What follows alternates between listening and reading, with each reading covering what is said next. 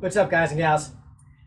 It's the middle of turkey season. 3D just started. Trying to get the boat in the water. My wife wants me to plant the whole damn garden, and I need arrows. So I kind of cheated a little bit, and instead of using my gear, my Vincenberg, all this stuff, I ordered online. So I called Mountain Archery, and I've got arrows for them in the way past, and I ordered 2 dozen arrows. So what I'm going to do real quick is I'm going to open this box, and we're going to see how good of a job they did and see whether it was a mistake not to use the local shop, do it myself, or cheat like I did. Let's check them out. All right. Normally I'm not a big unboxing guy. I don't like watching people open boxes. But to me right now, I don't know. We'll see how nice these arrows came out or not.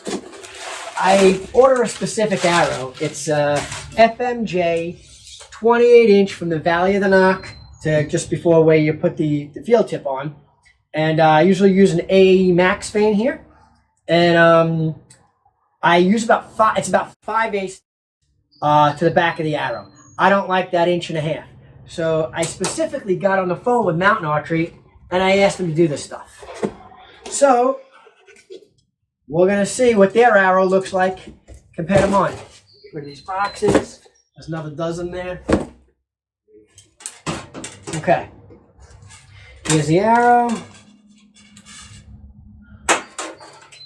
Alright, I'm going to take the field tip off my existing arrow. They didn't have the AAE Maxes, but they had the AAE Hybrids, which they say are very close. Alright. That is nearly perfect. And if you can see the distance from the fletching to the back of the beginning of the knock of the back of the arrow, they did a pretty damn good job. Now these are FMJs, and what often happens with an FMJ is they expand and contract because they have a metal outside. And when you put the fletching on, you have to clean the arrow real well with either like an alcohol or methanol, and sometimes even give it a quick little sandpaper on there or whatever you're going to use. It looks like they're pretty good. Of course, I've had the temperature drop about 10 degrees, and I went back in the garage, and all my fletching was laying on the floor like a dead bird. But this looks like they did a pretty good job. All right. Just take a quick spin of my arrow. All right, looks pretty good. I imagine it's going to be perfect on a new one. They look great. These are, again, FMJs, and a lot of the other guys online are complaining that they can bend and things like that. I'll do a video on shooting bent arrows versus straight arrows. I'd never hunt with them that way, but that's kind of the big deal. People don't like to use FMJs because of that. But these arrows that just came from Mountain Archery, I think they look great. I think I have no doubt that they did a good job. Inserts, I always like to check this real quick. Sometimes they put too much glue and you can't get your field tip in. All right, make sure it goes all the way down. It did. Nice job. I'm going to try one more arrow just to make sure that wasn't an anomaly there. All right, one more. Let's see. I'm screwing a Saunders field tip into this. Ah, look at that.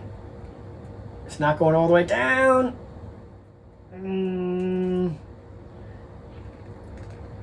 No, I actually didn't get it. If you look, there's a little tiny space in between my field tip. I'm sure if I got a set of pliers or something, I'd be able to screw it down, but that is one of the things that annoys me. I'd have to check that out. So what I'm going to try here right now is using a pair of channel locks, tightened it right up. No big deal. So I checked all the arrows, and out of this group, only 2 were not able to screw all the way down. And it's even a little bit tight in there. I got to use the channel lock to get it back out again. So it is a little bit tight in there. But once you take that channel lock and screw it down and screw it in and out a couple times, it's fine. So out of 12 arrows, I had 2 that were a little sticky, worked them through, no problem. And because there was some extra glue in there, what I'm going to do is I'm going to weigh the arrow and make sure it's close to what my other arrows are. I have a little scale here. Turn it on. I'm going to hit the tare button so I can get the exact weight.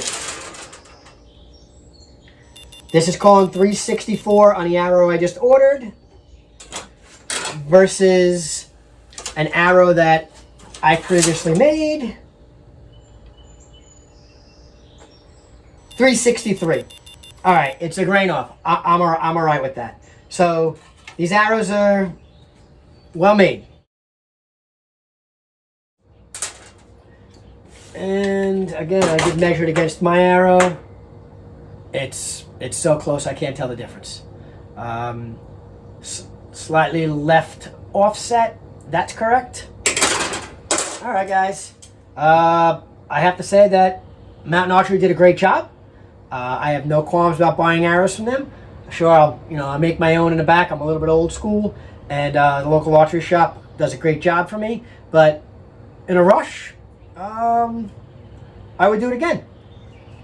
And they were fairly cheap. I think it was $160 a dozen for FMJs. I don't think you can beat that.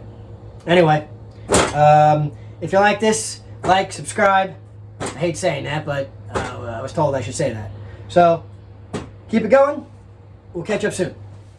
Although I bought these arrows from Mountain Archery, I just want to let you guys know I'm not being paid by them at all. This is purely me needing arrows in a rush and knowing they have a good reputation, and I've bought stuff from them in the past.